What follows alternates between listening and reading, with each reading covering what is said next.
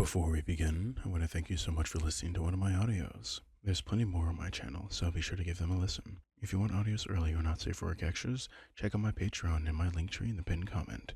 Enjoy. Alright, get comfortable. Take a seat wherever you'd like.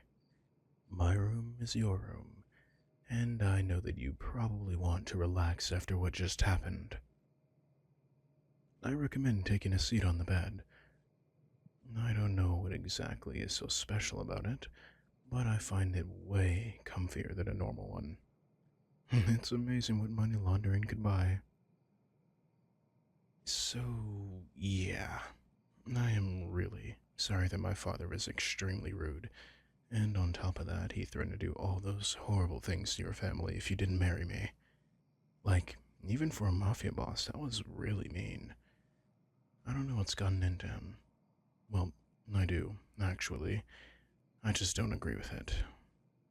Uh, so where do I begin?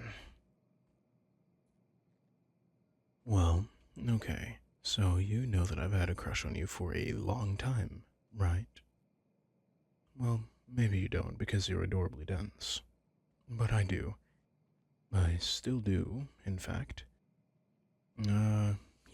I thought that little shudder I do when anyone gets too close to you would really give it away. But I guess maybe that was too subtle a sign for you. Well, I guess now you know. So, I've loved you for a long time. A long, long time. As long as we've been friends, basically. And my father, the perceptive man that he is, noticed this. And he said to me, "You know, Kairo, you spend all your time stalking your friend. If you're so into them, perhaps you should just take them." My father, he has this, what's the word? Like a tough mentality. Like, if you want something, you should just go and take it. And anything less signals weakness, which is completely unacceptable to him. Signaling strength is the most important thing in life to him. And since I'm going to be the head of our little crime family one day, he wants me to follow in his footsteps and just take what I want, just like him. And I have to admit, I do want you. But I want to give you your own choice, of course. I know that you're your own person, with your own wants and needs, but he doesn't see things my way. I tried to talk some sense into him, but he wasn't having any of it. He said that I'm soft, and that he's just trying to fix that. And he's not one to compromise. So, for the safety of your family, I think that we should just go along with his little arranged marriage. And it's not enough for you to just marry me, you know? He called you. He called you my pet. And he said that you need to be a good little pet for me and obey me. And that if you didn't, I would look like a pathetic, spineless wimp, unfit to lead. And that I'd destroy the family with my weakness. If you can't rule a dog, you can't rule a family. That's what he told me. It's ridiculous, I know, and very cold-hearted. And besides, you're not a dog. If anything, you're more like a puppy. Sorry, that came out wrong. But the situation doesn't change. The only real way to deal with this is to appease my father.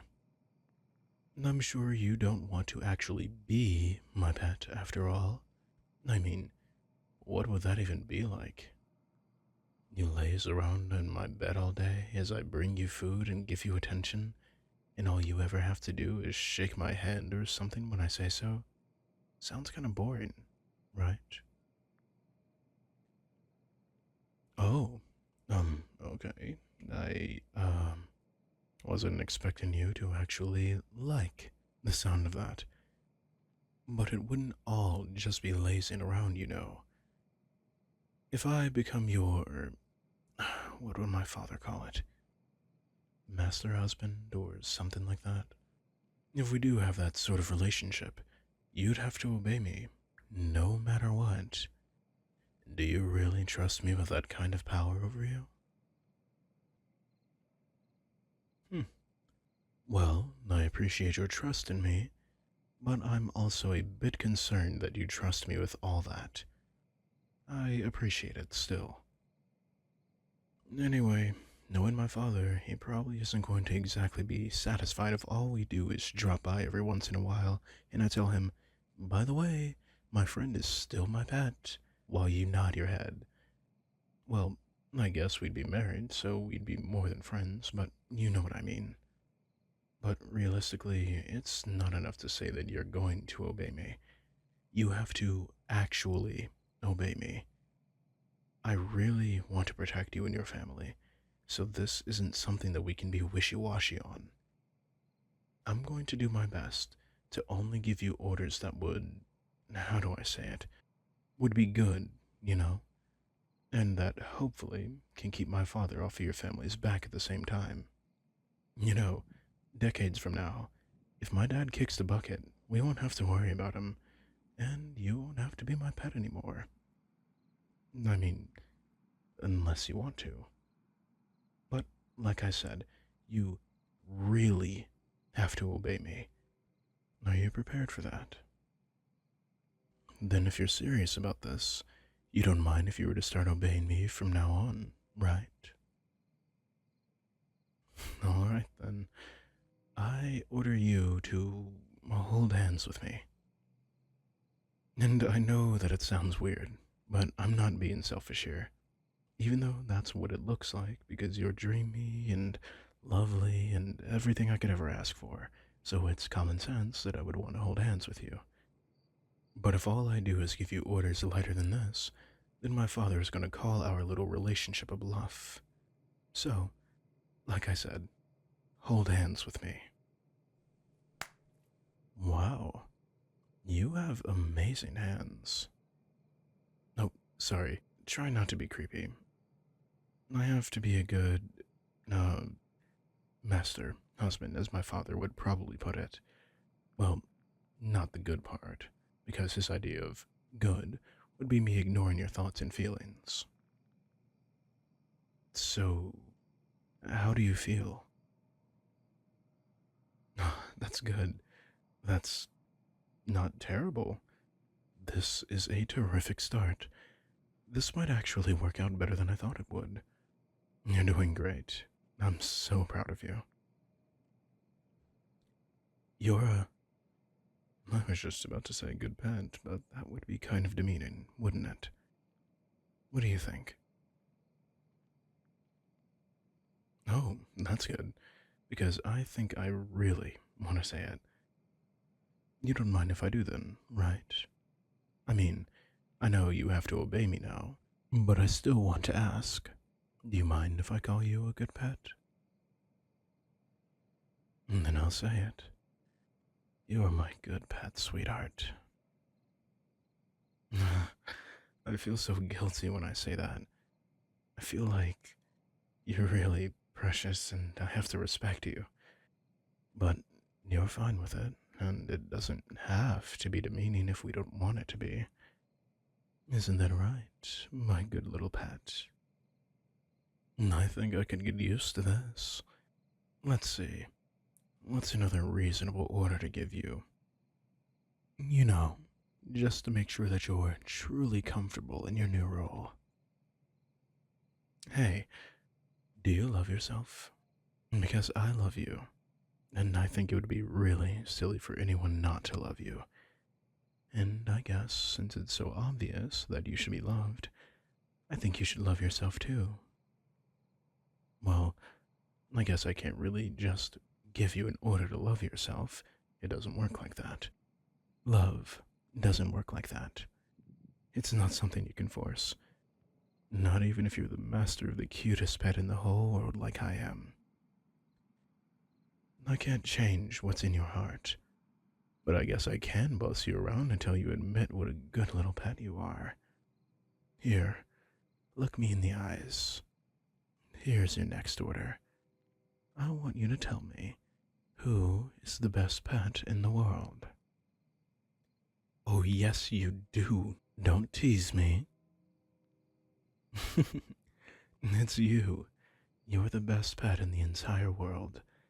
And I'm the best master in the entire world. So I would know. At least, I'm pretty sure I'm the best master in the world. If the others are even nearly as cruel as Father, it's not much of a competition. But back to us, more specifically you. You are the best, cute little pet in the entire world. If I took you to the pet store right now, all of the bunnies and kittens would be incredibly jealous of how cute you are.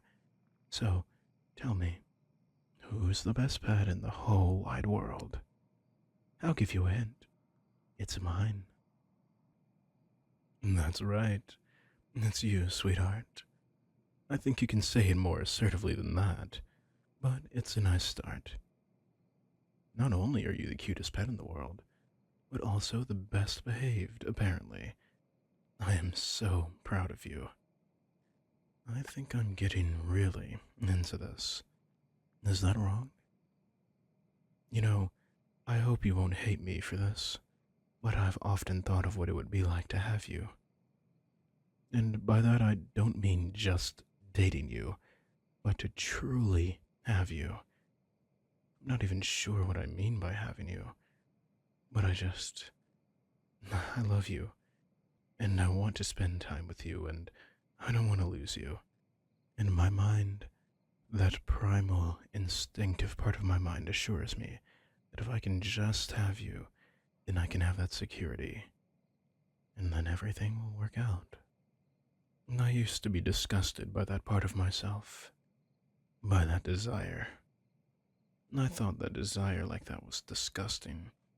I thought maybe it would hurt you. But now you're mine, wagging your tail like a good little puppy for me, and I'm not so sure. Maybe I can make you happy, even if I do own you. I just have to lavish you with love greater than any freedom. And I'm sure the happier I make you, the more easily you'll obey me. Then everything will work out. So, tell me, what can your master do to make you happier? You'll be staying with me from now on, and we will have plenty of time together. You know I've got tons of money. None of it honest, but everyone likes dirty money as long as you clean it. Sometimes you don't even need to clean it. So, I can spoil you. What do you want? Like, perhaps a soda or a coffee fountain in my room? Well, I suppose it's our room now. Oh, I get it. Money is no replacement for love after all. Well then, let me say it clearly. Your master loves you. And now that you're mine, I'm never letting you go. Leave a like if you enjoyed the audio, and if you're looking for more extreme not safe for work Yandere content, check out the audio on screen now. Special thank you goes out to all of my patrons, especially that of my precious pets, Creek, Lunar, Finwin, Toka, Nikki Pele, Michelle, and an adventurer. I have been Prince Kairo, and remember that your prince loves you all. Mwah.